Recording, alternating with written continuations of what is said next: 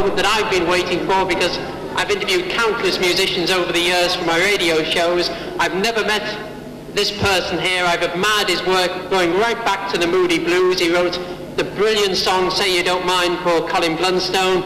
He worked with Wings for many, many years. He co-wrote, of course, Moleskine Tower, and he's got two, not just one, but two new albums out at the moment.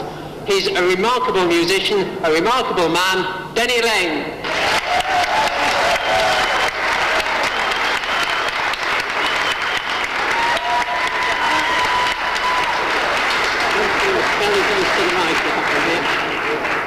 Oh, dear me, it's a bit bright. Yeah. Well... Are you? Do you mind? Well, Denny, in the early 60s, everything was happening in Liverpool, and we thought it was, but of course there was a big beat boom in Birmingham as well, of which you were part of that. Yeah. When did you first come across the Beatles?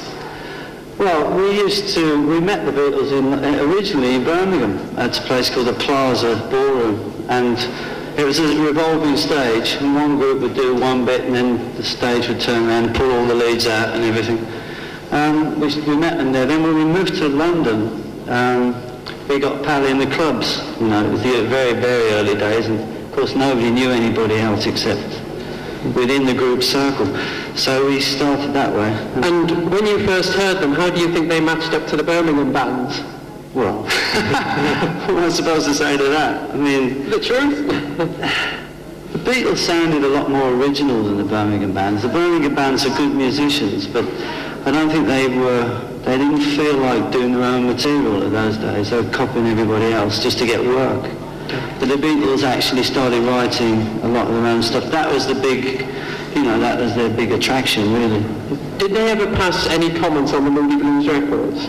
Yeah, Paul particularly liked Go Now. He thought, that was like before he even sort of really met us, I knew that he'd like that record because he came to us and told us that. Because at one stage Brian Epstein was involved in your management, wasn't he? Yeah. I wondered why that was. Well, that came about because we were invited to do the Beatles tour. And at the end of it, we needed a management. We needed a whole setup to sort of go on. And we stayed with him for a bit. And on that Beatles tour, are there any particular funny backstage stories? I'm not telling you. Tell us one of the clean ones. Well, I mean, I can remember sort of, the Beatles were, it's like the Hard Day's Night film where every time they were asked a question, they'd come up with, a sarcastic answer. Like, what's the name of your hair? What do you call your hair after? And that sort of thing. And the big thing with the Beatles was everybody wanted to talk to them. And the last thing they wanted to do, really, when they were relaxing in the hotels afterwards, they didn't want to talk to everybody. I mean, you can't blame them, right? So I can remember one occasion where every time somebody talked to them, it'd be like this. Just to avoid people. It turned into a bit of fiasco. Everything went off the tables, and we got the blame. The Moody Blues got the blame for the Beatles wrecking the hotel, so... And they used to be such clean boys, What was it like being the support act to the Beatles? Because people would be screaming for the Beatles, wouldn't it? It must have been terribly hard for you to go on and do your set. Well, it wasn't, because at that time we'd got a hit. We'd got a big hit. We were closing the first half, I think people just accepted, that we weren't a bad band. So we used to go down pretty good, especially in Birmingham. Now, you left the Moody Blues, and then you joined Wings later on. What happened in those 5 years or so? Oh, countless things. I went to Spain.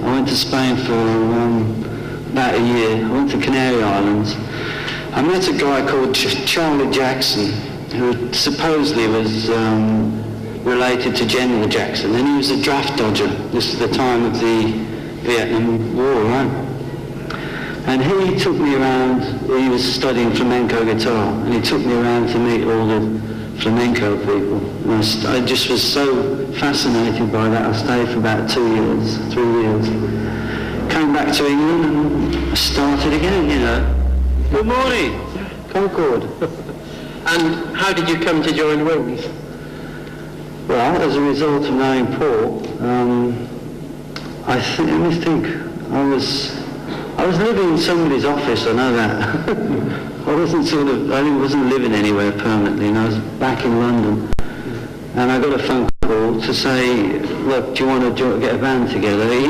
What he'd done is he'd made the Ram album, and the guys from New York, really, they were all session men.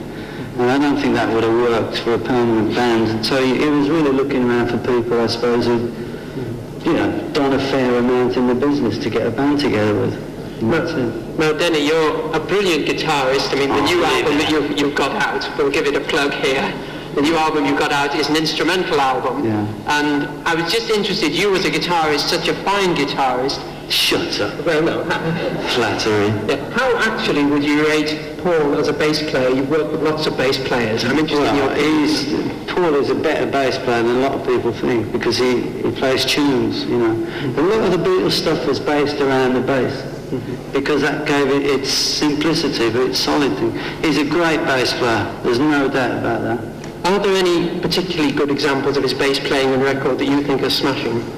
Well, I mean, the early stuff was just so simple. That's one of them, anything from the early albums. There's this Good Night Tonight was quite a good song for that, where he started to change his style which he always does, to stay with everything. He played quite a complicated part in that, and then had to sing a very simple thing over the top of it. That was a very difficult thing to do, that sort of thing, which I can't do. But he was very good like that. And Linda was in the band as well. Now, you and Paul were professional musicians. What did you think of her musicianship? Did you mind her being in the band? Linda couldn't play. There's no doubt about that.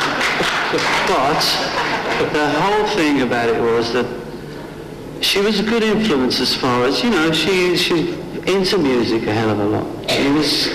She used to tell us what she thought about things. And she got to have somebody there, She was the photographer. She was just like a friend. She's just like my mate Van who comes around with me. She was there. Paul talked her into playing in the band, basically. He started showing her a few bits in the studio.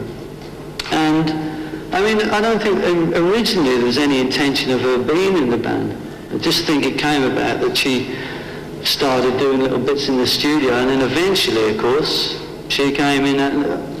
What we were talking about a hell of a lot of the time was getting an extra keyboard player and just have her do a little bits. To be honest, I think that she was given too much of a job and it wasn't fair for her.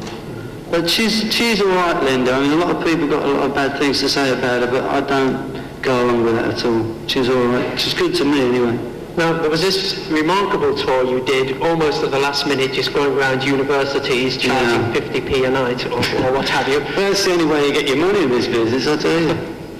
What did you think when it was mentioned to you? Well, anything new, it's always a bit green and unrehearsed and stuff.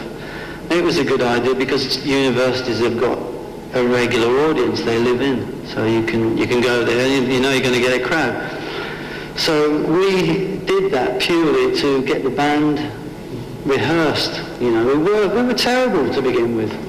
We hadn't done anything live, and we did that purely for that reason. It was incredible. Some of the places we stayed, hotels, they just didn't believe that we were who we were, obviously. So we used to get into some terrible trouble.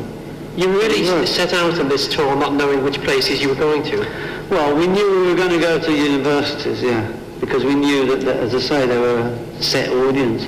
You'd go there, about a couple of hours later, the hall would be full of people, because you could say, we're here to play. Nobody believed it, but they still turned up. So it was a good thing, Now, let's talk about a few of the Wings singles now, and one of the most controversial ones, and one that never appears on an album now, it's never been reissued, is Give Ireland Back to the Irish. What was the feeling about that when you were recording it? Well, I think it was too political. I always thought that. We got a lot of people protesting about it too. I just think, Paul's a bit of an innocent sort of guy. He says and does things which he doesn't think people are going to take offence to. So in that way, I don't really blame him for writing the song. I blame the people who took it the wrong way. But at the same time, I think it was a little bit too political. I wouldn't have had the guts to do it, let's put it that way. And did he deliberately decide to do a children's nursery rhyme next? Mary had a little lamb. Well, Paul's just a songwriter, you know. He'd do anything. It's because his kids were young and stuff that he did stuff like that. I'm not saying I agreed with it, but, you know, I was a musician. I went along with it. There's no point in saying, no, I'm not doing that, I'm not doing that. I mean, what's that all about, you know? But you might as well try it. Let's get on to the famous album, the Band on the Run album. Yeah. Tell us about the cover, first of all, and how the people were chosen for it. Well, to be honest, I don't know how they were chosen, because basically it was just people, famous people who were in town. I mean, we did try to pick Christopher Lee, I know that. We wanted as much a cross-section. We got John Conte because he was a friend. Just people who were around, you know. Yeah, well, we didn't sort of send to America for people and do all that. Clement Freud. That was it, really. And the photo session was great fun, was it? Yeah, Clive Arrowsmith, I think his name was. He was a lunatic, he was. Big megaphone, you know. Everybody was just taking the mickey, but it worked out really well. Now, the Band on the Run album, when you were going to record that, it was going to be with 5 members of Wings, wasn't it? And then 2 dropped out. Was this unexpected? No. It's never unexpected with that band, I'll tell you. No, Henry had sort of... He was a good guitar player, Henry McCullough. But he'd had enough, you know, touring and all the rest of it, and he just wanted to go back to the country and relax. It's the way he was. I mean, it's Henry, and I love him, you know. And with Denny Laine, he left quite a way before the Band on the Run thing, you know. And then Denny Laine was supposed to come, and he phoned up from New York and said, I said, okay, I know what you mean, Denny. And he didn't make it, that's all. So because we'd got the time booked, we went ahead and made it. And just the 2 of us put the backing tracks down. And how many of the songs were written when you got there? I think most of them were. Well, you know, bits were written before we went there, but a song comes together as a result of the time and the place and the way you do them at that time. Yeah. It'd be a completely different song 3 months before. Your relationships with Paul now are pretty good, are they? I haven't seen him. I just literally haven't seen him at all for a couple of years. But you think they would be if you didn't? I suppose so. And now you've formed your own band and you're performing here tonight. What sort of songs are you going to be doing? Well, I mean, I'm doing Japanese Tears, I'm doing Go Now, Say I Don't Mind, all the things that, you know, all the few things that I've done solo. I'm also doing some stuff that I've, you know, done that hasn't been released. I mean, actually what I'm trying to do is to push a whole new batch of material which I haven't released, or at least that nobody knows about. So a mixture, you know, just doing an hour's variation. Fine. Well, that's pretty well covered your career now. I think we can... Can we go home now? A few questions. No, take a few questions from the house now. If anybody would like to ask Denny some questions. Anybody there? Beam me up. Anyone there? Can't see you though. Can I ask you, please, why you decided to sell your story to the Sun newspaper? After working with McCartney for 10 years. I just told you. I wrote a book, or at least I wrote a whole book. I didn't sell the story to the Sun newspaper. I just told you the story. What's up with you? You got cloth ears. No, I don't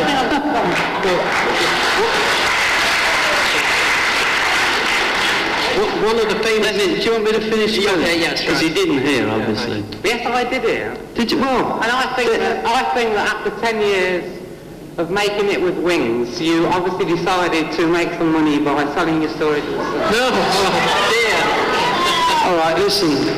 I didn't make any money out of it. That is the truth. But I did write a book, which is my life story, right from Moody Blues days, which, when Paul was busted, the Sun newspaper took clips from the book, in other words, totally out of context to the book, put them all together and put them in the newspaper. So how does that look? Does that look like... It looks pretty bad, I agree. But it isn't what I wrote. It's not the way it was meant to be, so take it or leave it. One of the phrases in that article was you calling Paul mean and callous. Were they not your words? I've never ever used the word callous in my life. Well, what about me? I'm from Birmingham.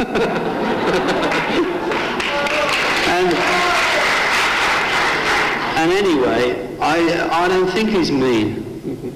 You see, again, there's a lot of rumours about Paul. A hell of a lot of rumours.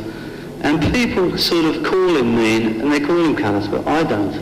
I might turn around and say, he's a bit stingy sometimes, you know. Well, you know, but I mean, so what? Yeah, well, it's great to hear you say that and have the true story behind these newspaper stories. So can we have another question, please? What about the Sun articles?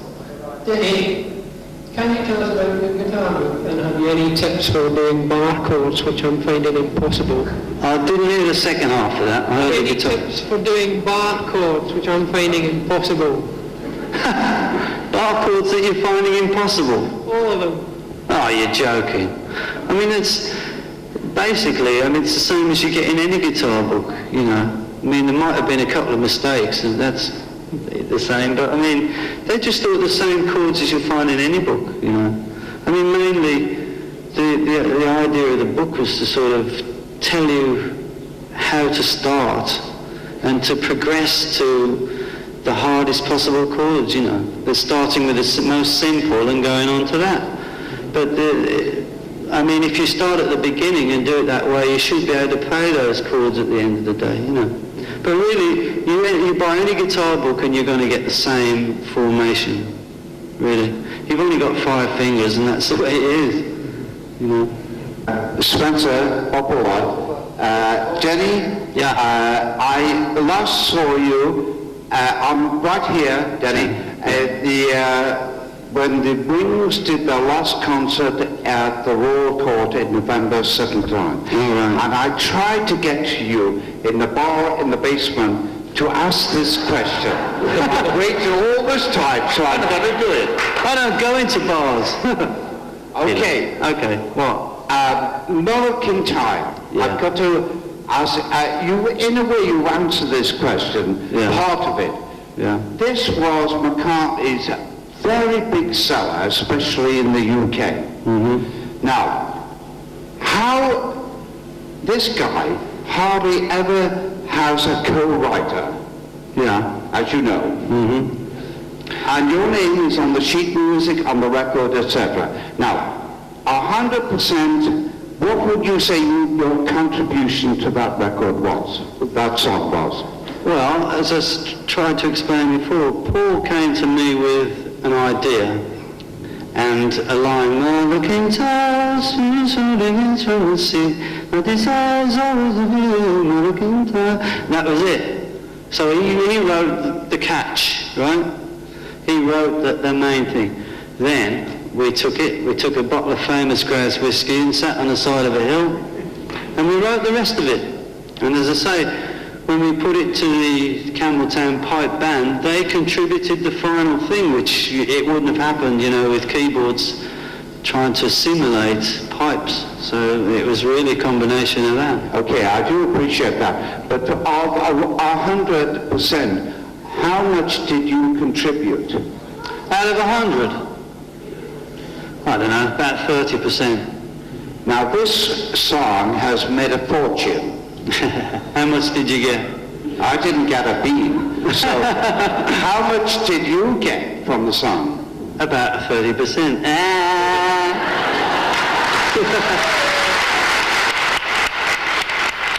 Wings is the official Wings World Record. No, I don't have anything to sign. Sure, let's just say that first. I'm still his wife. Okay. He can sign the document.